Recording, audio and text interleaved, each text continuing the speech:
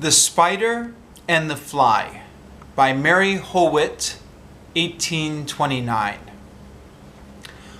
"Will you walk into my parlour?"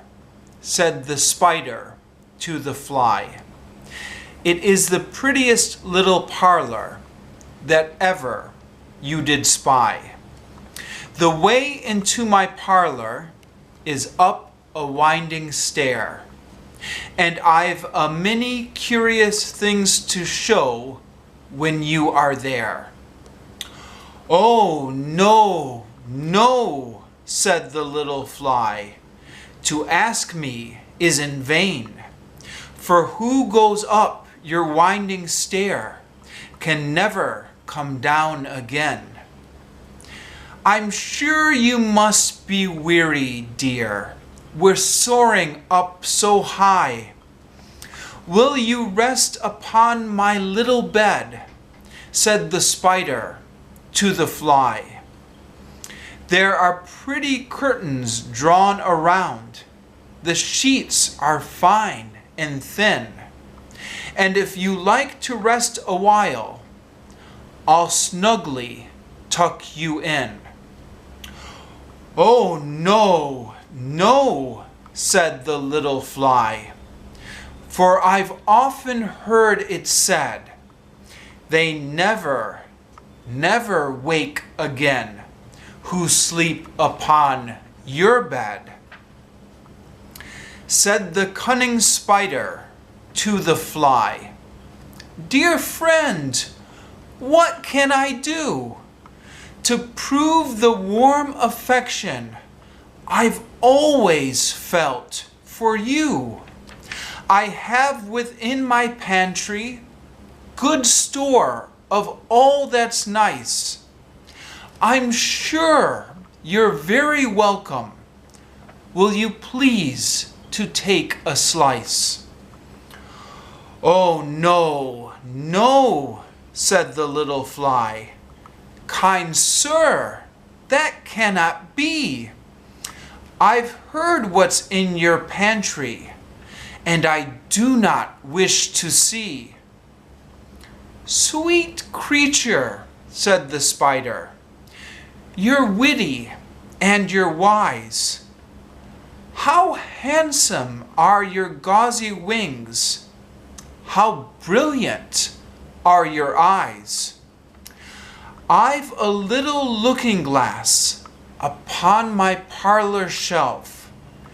If you'll step in one moment, dear, you shall behold yourself." "I thank you, gentle sir," she said, "for what you're pleased to say, and bidding you good morning now, I'll call another day." The spider turned him round about and went into his den, for well he knew the silly fly would soon come back again. So he wove a subtle web in a little corner sly, and set his table ready to dine upon the fly. Then he came out to his door again, and merrily did sing, "Come hither, hither, pretty fly, with pearl and silver wing. Your robes are green and purple. There's a crest upon your head. Your eyes are like the diamond bright, but mine are dull as lead." Alas, alas, how very soon this silly little fly, hearing his wily, flattering words, came slowly flitting by. With buzzing wings she hung aloft, then near and nearer drew, thinking only of her brilliant eyes and green and purple hue, thinking only of her crested head. Poor foolish thing! At last, up jumped the cunning spider and fiercely held her fast.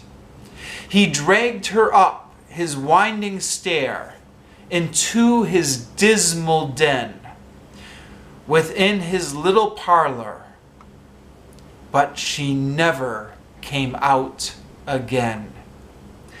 And now, dear little children, who made this story read, to idle, silly, flattering words, I pray you never give heed.